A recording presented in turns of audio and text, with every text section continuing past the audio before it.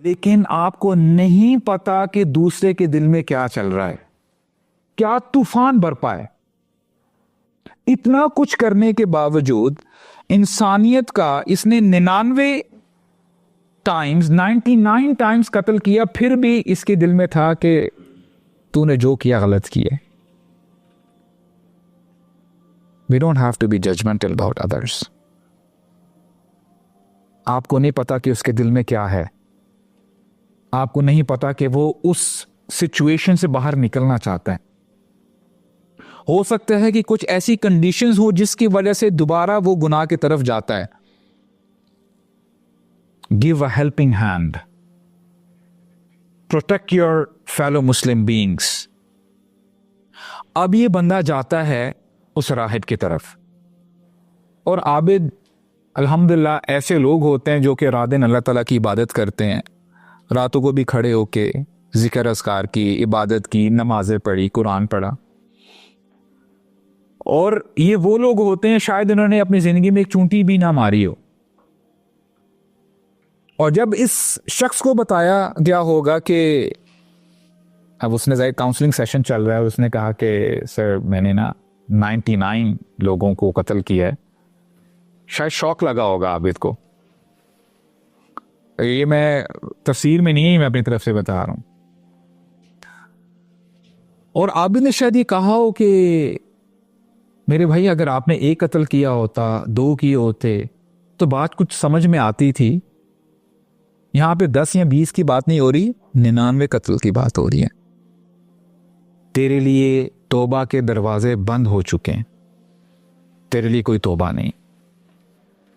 इस बंदे को गुस्सा आता है, फकम मलबिही मिया, सेंचुरी पूरी कर देता है। He killed him as well.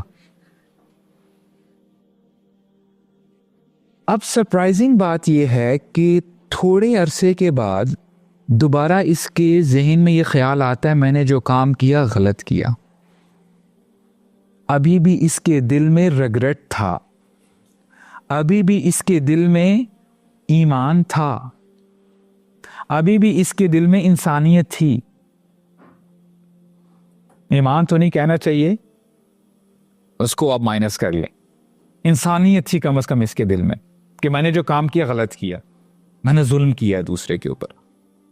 दोबारा जाता है लोगों के पास और लोगों से पूछता है कि हल्ली मिन तौबा है, लोगों मुझे बताओ कि क्या मेरे लिए तौबा के दरवाजे खुले हैं? मैं बहुत परेशान हूं, I need guidance, I need hope, मुझे कोई उम्मीद दिलाए तो सही। अब इस बार लोग उस शख्स को सही जगह पे गाइड करते हैं, फला फला जगह में जाओ, वहां पे एक आलिम है, उससे पूछो, वो आपको बताएगा। ये बंदा जाता है, उस बंदे के सामने, उस आलिम के सामने अपना केस प्रेजेंट करता है।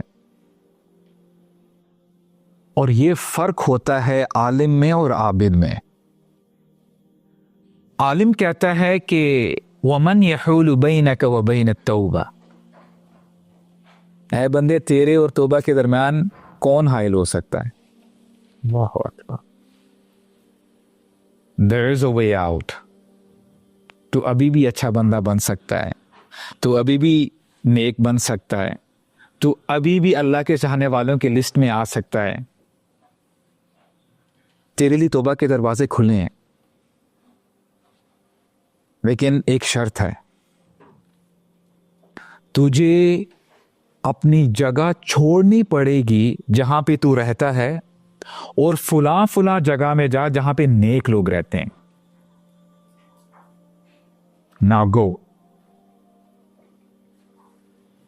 आप मुझे ये बताएं कि आलिम ने इसको क्यों बताया कि तेरी तौबा कबूल हो जाएगी, लेकिन देयर इज अ कंडीशन, और वो कंडीशन ये है, अपनी पुरानी जगह को छोड़ दे और नई जगह पे चला जा।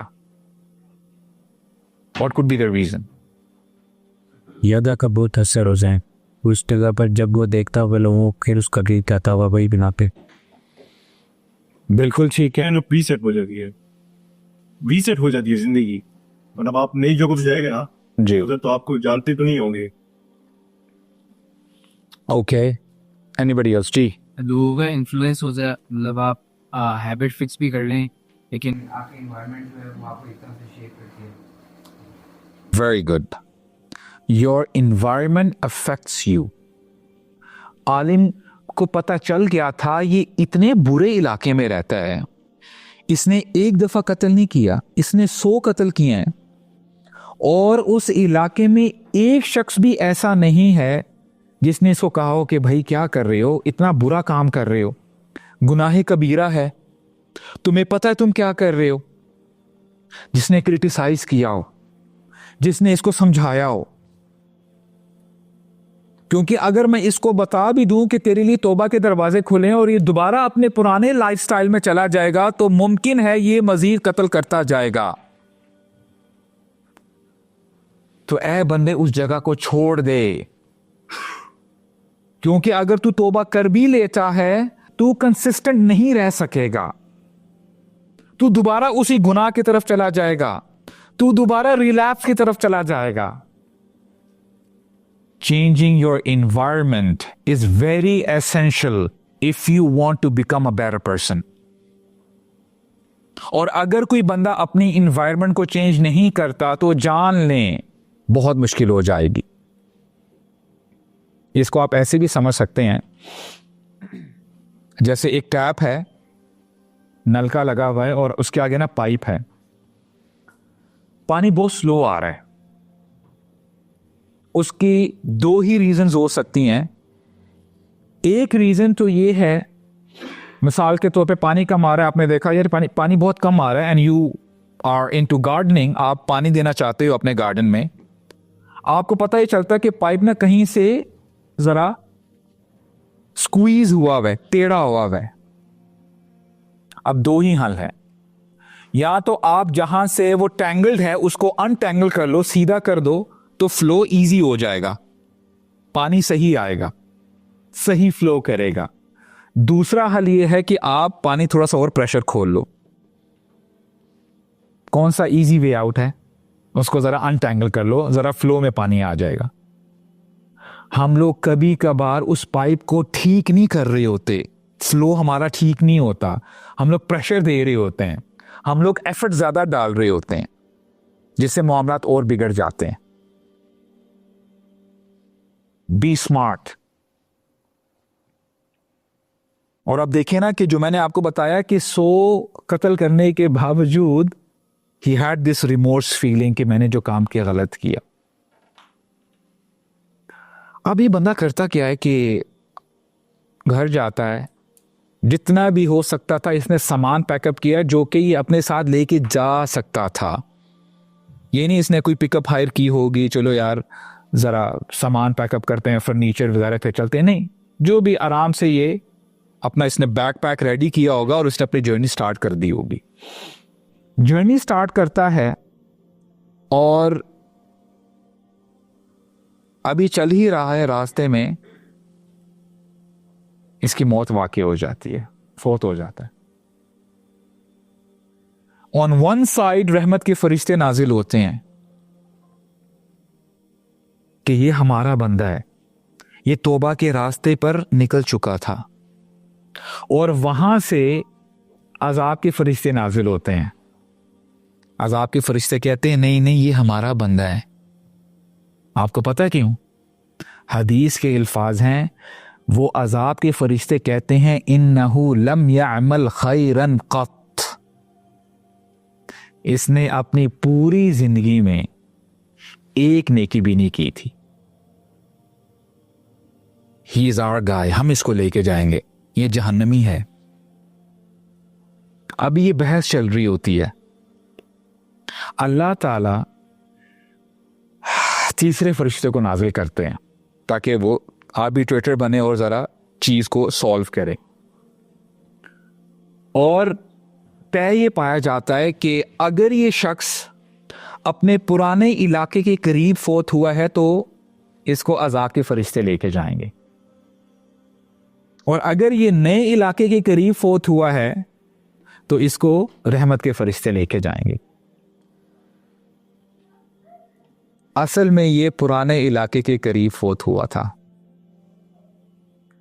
इससे पहले कि वो डिस्टेंस मेजर करते, अल्लाह ताला ज़मीन को हुक्म देते हैं कि जो नया इलाका है और जहाँ पे उसकी डेड बॉडी है वो एरिया श्रिंक हो जाए, स्क्वीज़ हो जाए। जब स्क्वीज़ हो जाता है फरिश्ते मेजर करते हैं और रहमत के फरिश्ते इसको लेके चले जाते हैं। अल्लाह के लिए रुक जाएं। मुझे आप ये बताएं, अल्लाह अकबर, या अल्लाह हिदायत दे दे। अल्लाह ताला के लिए मुश्किल था कि इसकी पहले ही से जान तब ले लेते जब ये नए इलाके के करीब होता। आसान था ना। Why all of this rehearsal? Why are we studying it? What could be the reason? क्या वजह हो सकती है? जी, sincerity, okay? जी, इसलिए इसमें पॉइंट की कि अल्लाह ताला ने निकाल बनने से पहले ने तौबा की। बारकल्लाहु फीक। ये भी एक हदीस है कि अल्लाह ताला ने इंसान के मरने से पहले पहले उसकी तौबा कबूल की जाती है। अगर वो तौबा करे तो अल्लाह ताला तौबा कबूल करते हैं। जी, एनीबडी एल्स? बाकी जो है अल्लाह ताला ये चाहते हैं कि बाकी जो लोग हैं उनके लिए एक सबक में कि अगर आप तौबा की तरफ आते हो तो अल्लाह ताला जैसे आप चल के आते हो तरह आप दौड़ के आते हैं। ठीक है। Trying is all that matters, even though desired outcome नहीं आता। Thank you, brother. Love you. Love you for the sake of Allah. I will share two things. Number one, अभी तक आपको मैंने सीक्रेट रेसिपी नहीं बताई। हदीस के अल्फाज हैं कि जब इस बंदे को पता चल गया था मैं मरने वाला हूं, इसकी सांसें चल रही थी, वना अबी सदरी ही, सदर कहते हैं योर चेस्ट, इसने अपने आप को आगे पुश किया towards the good place, towards the good land, और ऐसा करते करते वो नीचे गिर जाता है। जैसे भाई ने कहा ना कि Allah wants to see your effort, in the end all what matters is your effort, कि आपने कितनी कोशिश की। और ये बात आप जान लें, अल्लाह ताला अपने बंदों से परफेक्शनिज्म एक्सपेक्ट नहीं करते कि सब के सब फरिश्ते बन जाएं। और जब आप कोशिश करते हो और हत्तल इम्कान कोशिश करते हो, जब तक आपकी सांसें चल रही हैं आप कोशिश करते रहते हो, तो अल्लाह ताला की तरफ से पता क्या होता है, अल्लाह ताला आपकी कमी को ताही मुआफ कर देते हैं। अब देखें, अल्लाह अकबर, हो सकता है कुछ ऐसे मामलात हों कि ये जो अजाब के फरिश्ते आए थे, रहमत के फरिश्ते आए थे, they did not know what's going on. कभी कभार, बल्कि बहुत दफा ऐसे होता है कि आपके गुनाह अल्लाह ताला ने ना छुपा के रखे होते हैं और वो एंड तक छुपे रहते हैं। इसीलिए अल्लाह के नामों में से एक नाम अस्सित्तीर है, वो हस्ती जो पर्दे डाल के रखती है। अपने बंदों के ऐब के ऊपर पर्दे पड़े रहते हैं। ऐ मेरे बंदे, is just between me and you, ये तेरे मेरे दरमियान है, पलटा पलटा।